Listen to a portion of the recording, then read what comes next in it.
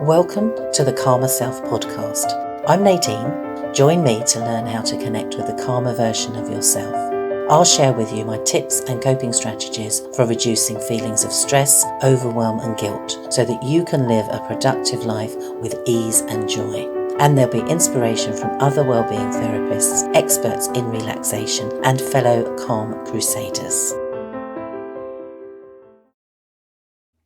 Well, hello everybody. Welcome to my Calmer Self podcast. And today I am so pleased to be talking to the wonderful Jenny.C. Cohen. Now, Jenny is just so much fun. She brings so much joy. I just love chatting to her. And I'm going to ask you, Jenny, to introduce yourself. So welcome to this podcast. Please introduce yourself to everyone. Tell everyone what you do and who you are. First of all, I have to thank you so much, Nadine, for having me and allowing me to be introduced to your audience. And thank you, audience, for coming in and tuning in today. What am I? I'm many things.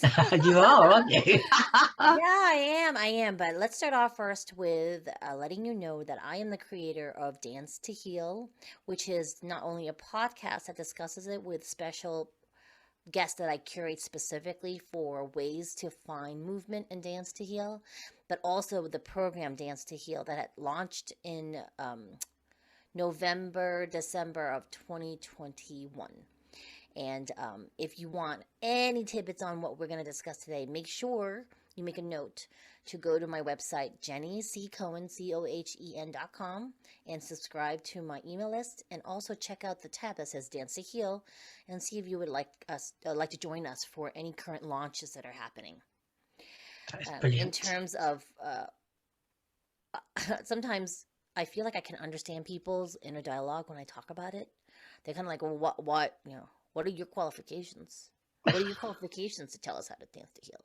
And I want to say that the biggest reason why I even started this whole journey of coming up with this thing, and I called it Dance to Heal, is because I'm on the first level, I'm a cancer survivor. Yeah. I went through quite an extreme course of treatment for breast cancer, 2014 to 2015. And then there was post-active treatment, hormonal therapies and stuff that I was just released last year in 2021.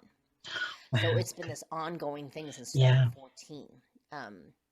So during that treatment process, being an occupational therapist, and I was also an active member of the American belly dance scene. Yes. Yeah. I was constantly bribing myself with events to attend so I would continue my treatment. So during the chemo, 16 rounds of it that lasted about 5 months, I would have events that I would go to, bald, barely able to walk, severe neuropathies. I would still go because, one, I needed my family to have a break, Nadine. Yeah. And because it was very traumatizing for them to see me go from this vibrant 47-year-old to someone that had just could barely walk and coherently wasn't even there. It just felt like I was floating between here and other areas of the universe, kind of thing. So I also realized I became very mindful of the energetic exchange during those live dance events of bodies moving. And even if I couldn't physically dance, I would still sit in the space and I would receive healing from it. And then after the treatments, once I was officially released after chemo, I had a major event lined up after chemo was done. Then after my surgery is done, I went to an event 5 days after my surgery. Then throughout my radiation, after my radiation, on that last day when they let you ring the bell, I brought in palm trees. I had little lays to lay over all the radiologists to celebrate my last day of radiation. I drove 4 hours down to another belly dance event. Oh, wow. And and then, but once I was kind of officially released, you do these 6-month checkups and then yearly checkups, and all of a sudden they're like, okay, you don't need to see us anymore. And I'm like, what? What do you mean? No support, complete loss of security, feeling very ungrounded. Yes. Is that what I want to say to you? And I started pursuing more dance training, a lot of meditation, Reiki training, which is an energy type of Yeah. work. I don't know if you've heard of Eden Method, Yes. Yeah. the Eden methodology, and also I was doing yoga and a lot of cardio dance, but not regular aerobics, which, like, I come from Jane Fonda. I'm 53. I know who Jane The Fonda. Jane Jane Fonda Fonda was age. Yeah. great. I know it too. Some people listening won't do, but I know too. Yeah. Yeah, yeah. Look Feel up the burn, Jane wasn't Fonda. it? Yeah. Yeah, feel the burn. Look up Jane Fonda. Come into the past with us. And it was super interesting that I started to feel this pull towards creating a program for survivors of breast cancer. Yeah. Nowadays, if you Google it, a lot of nurses realize, wow, these clients, after we treat them, they're really lost. And Yes. they Yeah. need some type of stabilizing program. And then, coronavirus decided to visit us and visit us again, and then Mm, disguise itself and visit us again. yeah. Who knows what other just Halloween ideas is getting, Mm, cosplaying. It feels like he's coming back in different disguises. I realized, wow, you know, this program is being called to even expand and transform into something else. yeah. So it initially started off as a breast cancer treatment type of thing. And now it's expanded into this thing where I introduce myself as I help trauma survivors and caretakers of trauma survivors Yes. Very with important. my Dance to Heal program. And so here's the secret. We all have trauma, but we Yes, call it we do. different things. Yes, we do. We call it different things. Yeah. And for me, sometimes people have said to me, even that T word is triggering to them. So I now Yes. describe it as we have moments, especially in our childhood, where we felt powerless. Yes, I think that's a good way of putting it, isn't it? Because Yeah, yeah. you're right though, that word trauma, I was in denial about that for a very long time. I haven't had any trauma, but you're right, everybody does, and everyone has more than they realize. But having a different word for it, I think, is more accessible for people, isn't it? And Yes. I think it's lovely that you're addressing that, and also addressing the need for the carers, because this is so important, isn't it? Because when you have a cancer diagnosis, when you're going through the treatment, when you're going through everything that you've just described, and the feeling of abandonment towards the end, it's not just you, is it? It's everybody around you. And to find something, you had it anyway, but you used your dance, you used your um, almost like little goals, maybe little stepping stones, maybe, to actually help you. And this is what I love so much. So many people that I speak to, they are doing what they do because it helped them. I was the same. I'm doing what I do because it helped me. You're sharing that, and that makes it so authentic, doesn't it? That you're going, I know what this feels like. I can help you because Yes. I've been through it. I know what it's like, and I really, really love that. So, Yes. from the point of view of movement and dance, now obviously you said with the COVID's hit and it's changed our world a little bit. You said about being, doing your performances and having that interaction. You got so much from it. I have actually watched some of your videos, quite a lot of them actually, of you dancing beautifully, I have to say. And I feel that I'm there with you. I really get so much from it. So it's wonderful, isn't it, that we can still do this, even if we can't meet up in real life. So is a lot of your work actually online? Is that how you do a lot of your work with people, or are you still actually managing to do some real life connecting? Well, here's the thing. I and my children, we fall under the high risk category, Right, so we right. really cannot get sick per se. Yes, I've had the booster, so I feel a little bit more comfortable doing in-person, limited people events. And so, hands down, nothing replaces like real person interaction. However, for various reasons, we want to make sure that my program is accessible to anywhere, everywhere, yes, anytime. And yes. so there's one level of it that will be launched in an app starting about March 1st. It will be called the Dance to Heal app, we're going to talk about another app. Very important, people. Stay tuned. Yes. Where you can find you can find Nadine and I on it. A little teaser. Stay on. Keep listening. Don't wander off petting your dog or your cat. I love cats. Don't cheat. Stay with us. Stay with us. But that app will make it accessible and also pricing wise accessible to the wide world, which is very important to me. And then if people really want more access to me personally, because here's the thing. I'm not just someone who survived breast cancer. I am an occupational therapist. Yes. You know, and I homeschooled 2 very successful children using all of my occupational therapy skills. Yeah. They weren't ever officially diagnosed with special needs, but they had very different learning styles. And using my master's in occupational therapy allowed me to simplify but also amplify what their learning strengths and what they wanted, so that they're very successful college students now and independent thinkers, independent learners.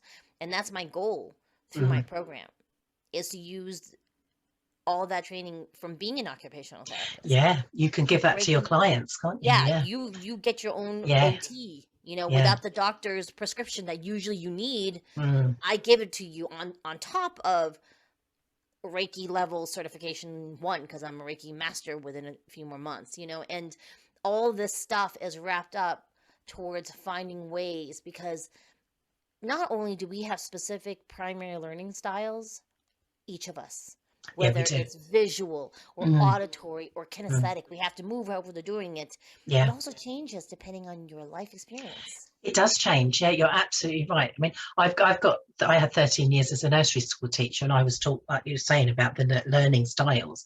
And it was so fascinating to actually notice that children didn't always stay in the style that I thought they were, and myself included. Sometimes it works for me, like you say, audible, sometimes it's visual, sometimes I've got to move. You know, your movement is so powerful, isn't it? Sometimes we need to move emotions, to actually move physically. I mean, obviously it's good for us physically to move, but emotionally too, isn't it? That movement is good. But sometimes we need to be still and quiet, don't we? So we have that change all the time. So for you to be able to recognize that and to support people in the way that works for them, that is unique, isn't it? That's very, very special. Really good. Yes. I mean, if you think about, are you familiar with the 5 love languages, Nadine? No, go on, educate me. Okay, so listen. I only was introduced to the 5 love languages because when I was homeschooling my kids, there was a book somehow that got introduced to me called The 5 Love Languages of Children. I didn't know there was one primarily for couples, but they changed it for the perspective of being. I was going to say that's got to be something different, hasn't it? Actually, it's not. Oh, is it not? No, because remember the whole okay. So there's a correlation with. Okay, first of all, a child needs love expressed in 5 different ways. Okay, and the premise of the book was, if you constantly feed their love tank in these 5 different ways when they're children's love tanks will be very full. And so then when you're having this open communication about them, because their needs are met. Yes, exactly. There's fewer power struggles behind them because they trust you. You have them feeling loved in every aspect. And safe and content. Okay. So 5 languages are touch.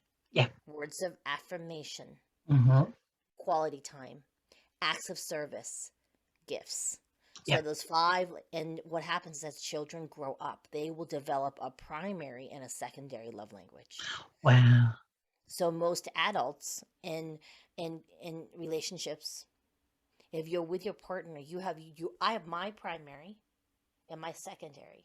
And because I'm not, like, if you're not aware of it, then I will show everyone love through my primary first and second. Yeah. Not realizing Nadine has a different primary. Yes. Yeah. And a different secondary. Like, mine used to be touch and words of affirmation. It used to be, because I didn't have enough of it as a child. Yeah. Okay. My parents were very busy trying to survive when I was a child. So there was in Asian culture, there is this stereotype of how they're very stern and not necessarily loving and touching, and that is true in my time back 50 something years ago. Yeah. They themselves came from poverty, so there wasn't a lot of energy on fostering self-worth. You needed to stay alive. Well, yeah, there's a different thing, isn't it? Yeah, yeah. Yeah, Where for we're people who, concentrating our effort. Yeah, for people who came from that, it's not yeah, just, of course, it's not just relegated just to a rural part of Taipei, like Taiwan, not in Taipei. Other people globally can understand this. If our generations before us fell under this certain level of social economic area of yeah, poverty, yeah. yeah. Um, I lost my train of thought. What was I talking about, Nadine? You were talking about the 5 areas and getting those Oh 5 yeah, yeah, yeah, areas met and how yeah, it changes. Yeah. yeah. So I needed touch to feel loved. But not like, if my husband was giving me a foot massage, not like touch that would lead into something else. I just needed a foot massage and that wasn't enough, then I would feel loved, right? But then my secondary love language was words of affirmation. Like, I really appreciate you. Yeah, yeah. But if people give me gifts, I think it's really cool, but I never feel love from that. That wasn't working for you. Yeah. No, I get that. Yeah, I get You see that. what I'm saying? Mm. And now, having been a homeschooling mom for a long, long time, homeschooling mom to college, okay, like no life for a long time. It's hard. Yeah, yeah. Yes. Now, touch is not my primary language. Okay. I need permission before you touch me, because I've been home and had so much of my children being with me, and that part is fulfilled. Yes, that's interesting, isn't it? How it changes. Yeah. Yes, yes. See what I mean? But for my husband, his primary love language is not touch. It is acts of service Okay. and words of affirmation. Those are very important. So as long as and also quality time, but it's a little weird, like just with me though, not other people. Yeah. You know what I mean? Like if people want to do a quality time, he just, but for me specifically in our partnership, Yeah. those kind of are 3 ways he feels very loved. Okay. And so, for me, it's very important for me to help his love tank stay full. I make sure he has, a clean sleeping space and Yeah. laundry washed and snacks prepared for him because he's working from home. And I say verbally to him how much I appreciate how hard he works. Yeah. Yeah. Now, some people think, well, that's just pandering, but I genuinely am grateful, but I express it more. Yes. Yeah. So he can hear what's in my head. Yes. And then yeah. his love tanks are full. You know what I'm saying? So Yeah. when our kids were young, we fulfilled all 5 love languages. And we, I'm not saying this because this is not flashback to the past, rose-colored glasses, Nadine. It was genuinely, we never really had power struggles. Because I was constantly feeling their 5 love languages, and then we noticed over time they shifted to a primary, because they're 23 now, a primary and a secondary. Yeah, yeah. It's crucial, isn't it? I love that so much, because it's not just for your children, your family, your husband, is it? This is what you can relate to everyone, isn't it? I'm sure, you're bringing this to your clients as well. It's very special, and it's very necessary, isn't it? To be able to understand, how you work out, who has what, who tunes into what, and then make sure that you are delivering that is really, really important. And I know I get it from my clients, they want to be heard as much as anything. And by you giving them your method, your dance to heal, move to heal, all of your methods and things that you bring, your occupational therapy and your coaching, to do it in a way that they find accessible is what is so important, isn't it? So you're tuning in with all your skills and all your knowledge and all your experience to what they need, and making sure you're giving them it in the right way. And that is so, so important, isn't it? It sets you apart from so many other people, doesn't it? Because you're not just doing a program, you're doing something that is unique, tailor-made, which is really good. Yes, the VIP coaching level gives all of that to people. And here's the thing, when I first started belly dancing, Nadine, I had a teacher, unfortunately, that was very much, she came from scarcity mentality. So anytime I asked her about, what about this teacher and that teacher, literally the words, and I am not exaggerating, were that person's crazy. Literally those words, and that's the trigger. I apologize for that, not, That's not something I adhere to. I just wanted to explain those were the words. And Yeah, being yeah. a very trusting person back then, and I was in my 30s and still very naive, I just believed her and did not learn from other teachers when I Mm, should have been, because there were many avenues she never researched and studied that I needed to know if I really want to understand the yeah, yeah. cultures it came from specifically, because that would have informed my understanding of the origins where American belly dance comes from. Yeah, That yeah. would have made me a faster, better dancer quicker. Yes. You know what I'm Mm, saying? And so, and also, it would have enriched my learning experience to yeah, understand yeah. the countries, but she didn't do that. And No. so, just so you know, part of my training is always to refer out to people I have vetted personally, that I Yes, yeah, trust, and say, hey, I have gone to them as a client. They yeah, have informed this part of my program. If you want to explore more, here's a list of people that I implore you to check out. yeah. If you feel like you want to dive more into that area, and then come back to me. I'll always be here. If you want this rounded, always have this visual of Dance Heal as a hub. It's like a hub Yes, yeah. with And then all there's these other sections, areas. Yeah, and then you shoot off if you're like, yeah. I love the belly dancing aspect of it. And I'd be like, well, here's a list of teachers. Mm, You will definitely, if you want to explore, go to them. yeah, Or I want to do, I love this Reiki. Well, here's a list of people I've, gotten Reiki treatments from, and I yeah. highly recommend them. If you want to Mm, stay with me, stay with me. But I will always come from this, this platform that there is enough for everyone. And my very, goal yeah, is yeah. for you to heal and Yes, what benefits you. yeah, I am just a stopping point that will walk alongside you for a portion of it, knowing yeah, that yeah. once you might hit a level of growth, that we will go separate ways and maybe come back together again, and then work, then go back. That should be life, just this. Yeah, and I think that is the. I mean, that's what I do as well. I've always I've got like a network of therapists that I will point people at, because I'm not the right person for everyone. Nobody is. And I'm not the person that, like you say, people change, don't they? And as they work with you, their needs change. So sometimes you go, oh, actually, if you talk to so-and-so, they will be able to help you on this bit. So it's knowing that, isn't it? And like you're saying, being generous enough to have that feeling that there is enough for everybody, so that you can go, or go to someone else. And that is, again, it's very, very special. And it's good for the people that come to you and do work with you, isn't it? So I'd like to just quickly, running out of time a little bit, which is always the way. You must come back and talk to us again, which would be lovely. But I must say as well that you do your dance to heal, of course, which is wonderful. But you also, you have a lot of animals. How many cats have you got? Is it 11? I have 12 now, Nadine. 12? Oh, well, there you go. I'm out of date, aren't I? And is it a couple of dogs as well? I have 2 dogs. Yay, lovely. And I know I would encourage everyone not just to look at your beautiful dancing, but to look at your posts all over the place, because the animals are there and they are such a joy. You're such a joy, actually, to watch. You're so funny most of the time, which is lovely, isn't it?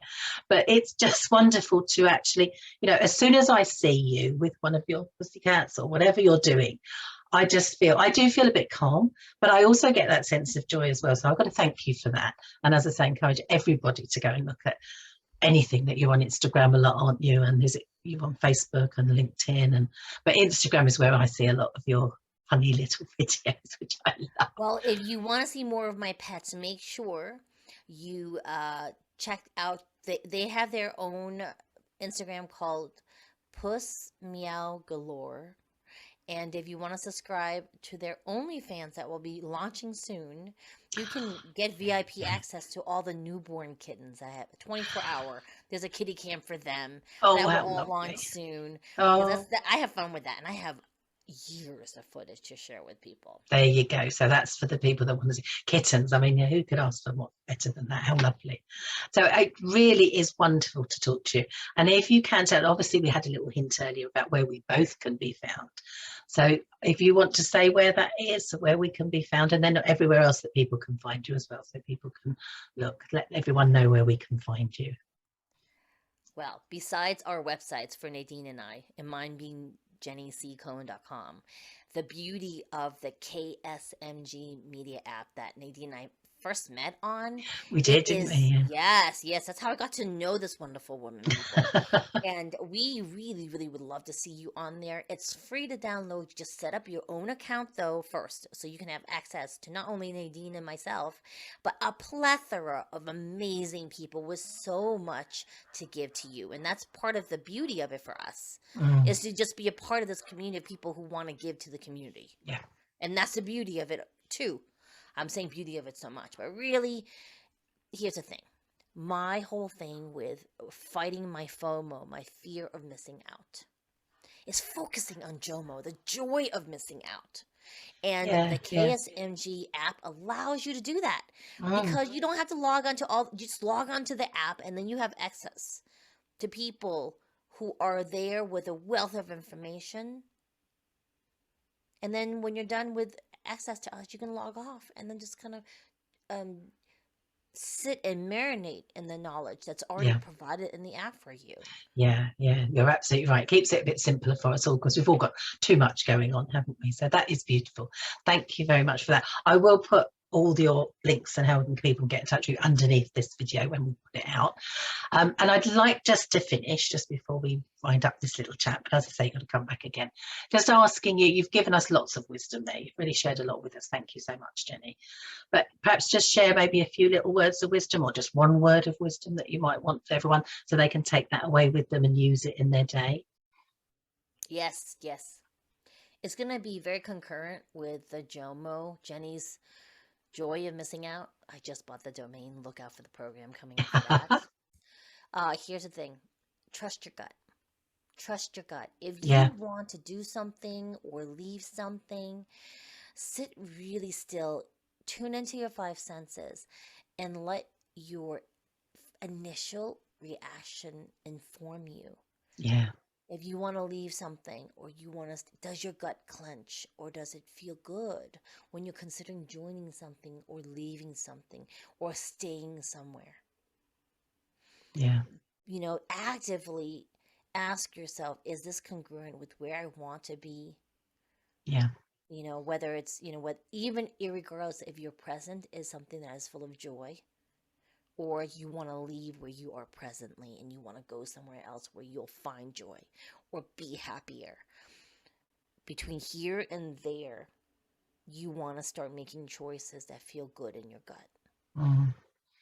Beautiful. You've made that simple as well, Jenny, haven't you? That was very, very simply put. And it is right, isn't it? Just tuning in. Whatever comes up first is what it's all about. It's how you feel, isn't it? So perfectly rounds up what you've been saying today. So trust your gut. You heard it from Jenny.C. Cohen. But thank you so much for chatting today. As I say, I want to have you back, because there's so much more that we can talk about. But it's been a joy to talk to you today. Thank you very much. Thank you for listening to the Calmer Self podcast. Please rate and review. And if you want support, advice, accountability and inspiration to make the changes you need to manage your stress and live your life with ease and joy, check out the Calmer Self Facebook page. There's also more information on LinkedIn, Nadine award-winning changemaker, and please visit my website www.calmerself.co.uk.